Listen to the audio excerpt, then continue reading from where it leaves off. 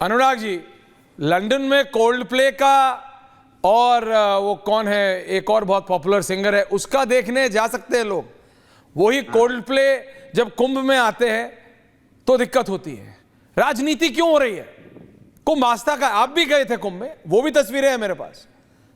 अनुराग जी देखिए, ओनली अनुराग बताओ। 16 मिनट का आपने प्रवचन अभी भारतीय जनता पार्टी के 3.5 मिनट का है, बाकी मैंने बोला है। हाँ बोलिए, आप भी बोल लीजिए। मैं बोल रहा हूं, अब फिर आप बोलने लगे। बोलिए बोलिए। पहली बार पता चला कि घाट में सभी धर्मों के लिए होता है। पहली बार पता चला शमशान सभी धर्म के लोग जाते हैं, मंदिर भी सभी धर्मों के लिए होता है। पहली बार ही पता चला। अगर सुधांशु जी नहीं बोलते तो शायद पता ही नहीं चलता।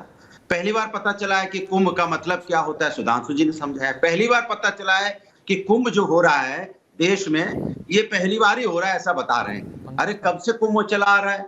कुंभ में हमेशा से कुंभ हो रहा है, बड़ी आस्था से कुंभ होता है। ऐसा तो है नहीं कि पहली बार कुंभ हो रहा है। आपने कहा कि यहाँ पे व्यवसाय हो रहा है। भाई हम तो आस्था के लिए जाते हैं, व्यवसाय के लिए कुंभ का हमने कभी कुंभ को व्यवसाय की नजर से नहीं देखा है। कुंभ को आस्था की नजर से देखा है। कितने लाख करोड़ वहां कमाई होती है, इसके लिए हम कभी गए भी नहीं, ना हमने कभी ऐसा सोचा कि वहां पे कितना मतलब होता है। दूसरा, इन्होंने बताया कि डीएनए की बात की, तो ऐसा तो है नहीं कि भारतीय जनता पार्टी आई है तभी इंडोनेशिया में हमारा डीएनए है।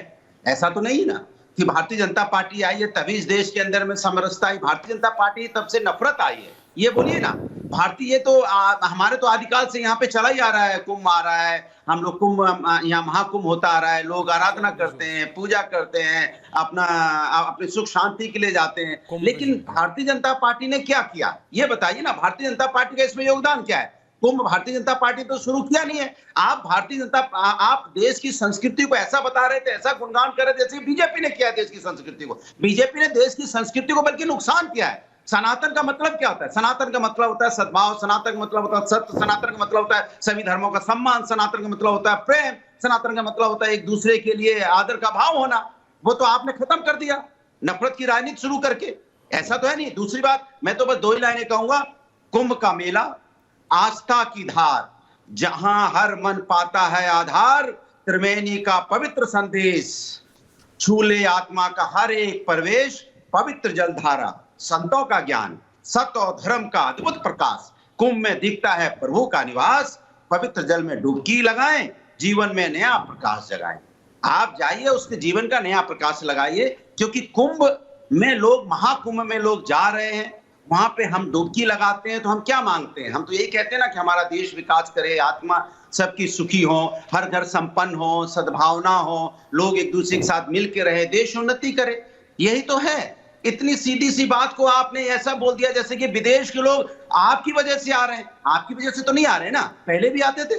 2013 में कुंभ हुआ था, तब भी विदेशी लोग आए थे यहाँ पे।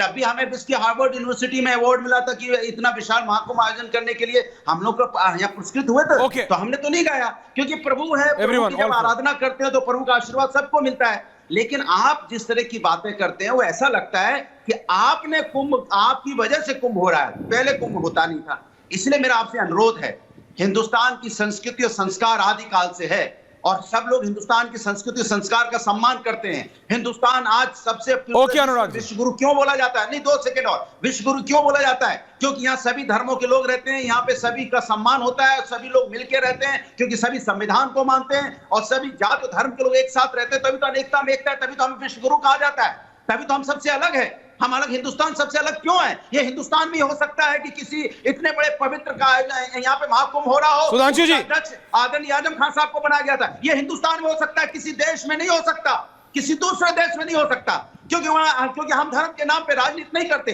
धर्म हमारा आस्था का विषय है, लेकिन आपने उसके नाम पे राजनीति की। आपने आजम खान साहब को हमने अध्यक्ष बनाया तो आपके ही प्रवक्ता, आपके लोग आके कहते क्यों बना दिया, क्यों उनको बना दिया दूसरे धर्मों का? इसीलिए तो महान है। ओके, सुधांशु त्रिवेदी इस क्विक काउंटर, पंकज जी आ रहा हूं, मृत्युंजय जी आ रहा हूं। ओके ओके ओके, सुधांशु जी इस क्विक काउंटर।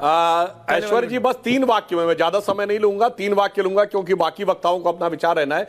मैंने भदौरिया जी नहीं कहा था पहली बार, पर आपने कहा तो मैं कह देना चाहता हूं, 500 सालों के बाद यह पहला महाकुंभ है जो इलाहाबाद में नहीं हो रहा, प्रयागराज में हो रहा है। 500 साल के बाद के ये पहला महाकुंभ है जब भगवान श्री राम मर्यादा पुरुषोत्तम श्री रामलला विराजमान प्राण प्रतिष्ठित हो चुके हैं और जिले का नाम फैजाबाद नहीं अयोध्या है। और यह कुंभ पिछले कुंभ से इसलिए अलग है, अनुराग जी कान खोल के सुनिए, आपका 2013 का महाकुंभ में जो दुर्घटना हुई थी वो तो एक अलग विषय है जिसमें 45-50 लोगों की जान चली गई थी भगदड़ में। उस महाकुंभ में कुंभ मेला आयोजन समिति का अध्यक्ष ने ही स्नान नहीं किया था, आजम खान ने। भारत के इतिहास का इकलौता कुंभ था और यह वो कुंभ है जब योगी जी की पूरी कैबिनेट ने आके स्नान किया है, जब गृह मंत्री जी ने स्नान किया है, रक्षा मंत्री जी ने स्नान किया है, पूर्व राष्ट्रपति स्नान कर चुके हैं और प्रधानमंत्री भी जाने जा रहे हैं। इसलिए मैं सिर्फ ये कहूंगा, हम नहीं कह रहे हैं कि यह पहली बार हो रहा है, मगर पहली बार उसका जागरण दिखाई पड़ रहा है। और उस जागरण को लेकर आप लोगों के मन में जो हिकारत है, तो बस एक पंक्ति कह के बात समाप्त कर देता हूं। कुंभ का जो अद्भुत जन समागम दिखाई पड़ रहा है वो ये संदेश दे रहा है, जाति पंथ और वर्ग भेद के भ्रम को दूर भगाता है, सबके मन का भाव एक है, सबकी भारत माता है, अनेकता में ऐक्य मंत्र को जन जन फिर अपनाता है, देखो प्यारा देश हमारा आगे बढ़ता जाता है, आगे बढ़ता जाता है। पंकज जी, आगे बढ़ रहा है देश, क्या दिक्कत है? Stay with that window. Pankaj ji, Anurag ji, it is not a one on one. Thank you Pankaj Sharma ji. Anurag ji आ रहा हूं, पंकज शर्मा जी। देखिए, देश आगे बढ़ रहा है, बहुत अच्छी बात है। अगर हम इस बहस में नहीं भी पढ़े कि हमारे धर्म शास्त्रों में, हमारे पुराणों में कुंभ का जिक्र दूसरे रूप में है, कुंभ मेलों के बतौर नहीं है। और 19वीं सदी के पहले कुंभ मेलों के आयोजन का भी कोई ऐतिहासिक साक्ष्य नहीं है।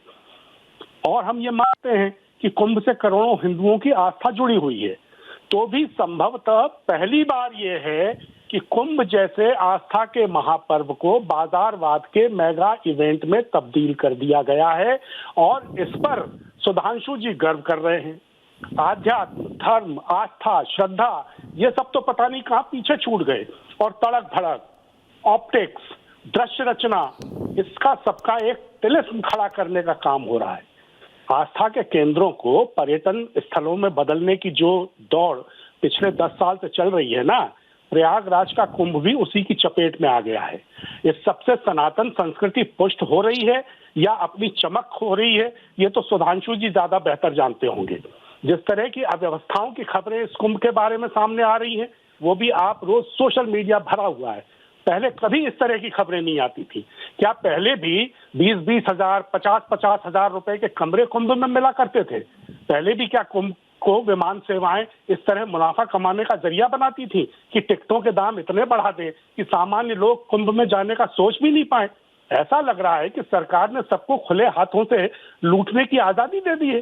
अरे हम तो अब तक ये समझते थे कि वेदांत विज्ञान सुनिश्चितार्थ ते ब्रह्मलोके तु परांत काले परमार्थ परिमुच्यन्त सर्वे। लेकिन कुंभ का ये कारोबारीकरण देखकर आपको ये नहीं लगता कि इस तरह के आयोजन लोगों को आध्यात्म से विमुख करेंगे, भौतिकवाद की तरफ धकेलने का सुधांशु जी, ये आयोजन?